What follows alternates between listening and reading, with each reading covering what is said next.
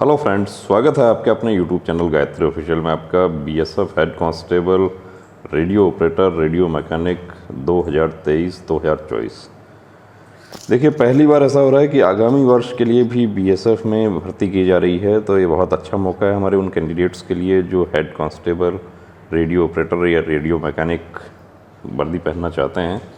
यहाँ पर देखिए, फ़र्स्ट फेज़ आपका हो चुका है। फ़र्स्ट फेज़ का रिज़ल्ट अपडेट हो गया। उसके बाद 4 दिन का कैंडिडेट्स को टाइम मिला है और कल से आपका फ़िज़िकल स्टार्ट होने जा रहा है। सेकंड फेज़ में PST physical standard test, physical efficiency test and documentation. तो candidates declared successful in OMR based written test, हालांकि वो टेस्ट ऑनलाइन हो गया था बाद में, will be called to appear in second phase examination, that is. तो क्या होगा सेकंड फेज़ में? सेकंड फेज़ में होगा हमारा डॉक्यूमेंट, आपके ओरिजिनल डॉक्यूमेंट्स चेक किए जाएंगे, फिज़िकल स्टैंडर्ड टेस्ट होगा, फिज़िकल एफिशिएंसी टेस्ट और dictation and paragraph reading test for HCRO candidates only. Head constable radio operator के जो कैंडिडेट हैं उनके लिए पैराग्राफ रीडिंग और डिक्टेशन होगा। Result of successful candidates will be announce through BSF website. Admit card for second phase जो कि available हो चुका है BSF रिक्रूटमेंट पोर्टल पे, उसको आप डाउनलोड कर लिया होगा आपने, और डाउनलोड करके कल से आपको सेंटर्स का भी अपडेट मिल जाएगा कि किस सेंटर पे किस तरीके का हो रहा है। अब देखिए, height, chest, weight in centimetre, तो वो पैरा 4C में आपको दिखा देते हैं मेल कैंडिडेट्स के लिए। फीमेल के लिए कितना हाइट है। अब फिज़िकल एफिशिएंसी में क्या होगा? 1600 मीटर रेस होगी 6.5 मिनट में। अब 1600 6.5 मिनट में देखिए वही कैंडिडेट कर पाएंगे जिनका प्रैक्टिस है, और प्रैक्टिस नहीं है तो आप, क्योंकि समय नहीं मिला। सबसे बड़ी परेशानी ये है कि 4 दिन का ही समय मिला है। 800 मीटर रेस है फीमेल के लिए 4 मिनट में। लॉन्ग जंप 11 फीट 3 चांसेस मिलेंगे। हाई जंप 3.5 फीट का है जिसमें 3 चांस। महिलाओं के लिए 9 फीट लॉन्ग जंप और 3 फीट हाई जंप, ये आप देख रहे हैं। फिज़िकल एफिशिएंसी टेस्ट हो गया। और उसके बाद डिपार्टमेंटल कैंडिडेट्स के लिए कहा गया है कि पीएसटी, पीईटी और डीएमई बीएसएफ डिपार्टमेंटल में डालने, यानी मेडिकल एग्जामिनेशन भी डिपार्टमेंटल कैंडिडेट्स का नहीं होगा। उनको अपना यूनिट मेडिकल अफसर जो है वहाँ से वो अपना सर्टिफिकेट लेकर आएंगे, वो उसी से उनका क्लियर हो जाएगा। However they have to appear in first phase OMR based written test and second phase examination only for the purpose of documentation. अब ये देखिए, ये डॉक्यूमेंटेशन के लिए RO candidates will also appear in dictation and paragraph. तो departmental candidates के लिए छूट दी गई है। डॉक्यूमेंट कौन कौन से चाहिए? तो डॉक्यूमेंट में आपको बता दें कि आपका एडमिट कार्ड है, उसमें पूरा डिटेल दिया है, लेकिन यहाँ पर और डिस्कस कर लेते हैं। फ़ोटो आइडेंटिटी कार्ड, अब आधार यदि आपने उस समय दिया है तो आधार आपका होना चाहिए। एजुकेशनल सर्टिफिकेट तो आपको पता है कि PCM 12th इसमें होना चाहिए। जो कैंडिडेट ITI से भर्ती देख रहे हैं उनका ITI होना चाहिए। बर्थ सर्टिफिकेट, अब बर्थ सर्टिफिकेट कुछ हमारे कैंडिडेट्स को डाउट था कि क्या नगर निगम से या ग्राम पंचायत से जो जन्म प्रमाण पत्र बनता है वो चाहिए। बर्थ सर्टिफिकेट का ऐसा कोई इशू नहीं है। 10th मार्कशीट और certificate verification of as.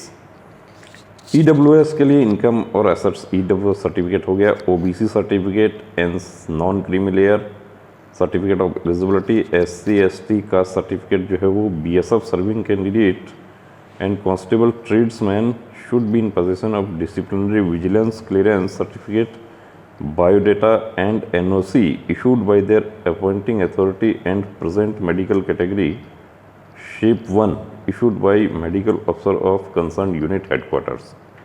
X serviceman के लिए डिस्चार्ज सर्टिफिकेट लगेगा। Any other document, certificate, testimonials that the candidate wishes to produce. इसका मतलब यह है कि आपने कोई डिप्लोमा किया है, NCC है, ऐसा भी यदि आपके पास कुछ है तो वो भी आप प्रोड्यूस कर सकते हैं। और all events of PET are qualifying in nature. No marks will be awarded for qualifying PET candidates. Are required to qualify all events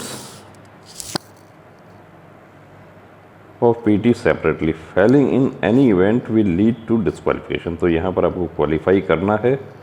इसके साथ ही एक्स सर्विसमैन के बारे में बताया गया है, will lead to disqualification. Performance enhances drugs के बारे में बताया गया है, और if a candidate is selected for both posts, his her documentation, PT, PST and detailed examination will be conducted once only, but result will be placed in dossiers for both posts. The fact of applying for both the posts by the candidates must be superscribed on the top of the file cover in following lines applied for both posts. तो both post का 2018 की भर्ती जो थी 19 की, उसी से issue चल रहा है, उसके बारे में बताया गया है। और डिक्टेशन टेस्ट जो है उसका 50 मार्क्स का डिक्टेशन टेस्ट होगा आपका। OMR जो OR हेड कांस्टेबल जो ऑपरेटर कैंडिडेट्स हैं उनके लिए पैराग्राफ रीडिंग होगा, इंग्लिश प्रोनाउंसिएशन और रीडिंग के लिए वो सिर्फ क्वालिफाइंग है। क्वालिफाइंग मार्क्स के बारे में बताया गया, तो वो तो आपका रिज़ल्ट अपडेट हो चुका है। OMR को यहाँ डिस्कस नहीं करेंगे।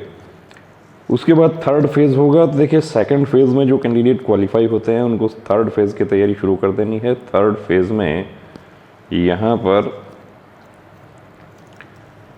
आपको एक बात बता दें कि पिछली भर्ती में जितने भी कैंडिडेट अपीयर हुए थे सेकंड फेज़ में और जो क्वालिफाई कर गए थे उनको सबको थर्ड फेज़ यानी GL मेडिकल एग्जामिनेशन के लिए बुलाया गया था।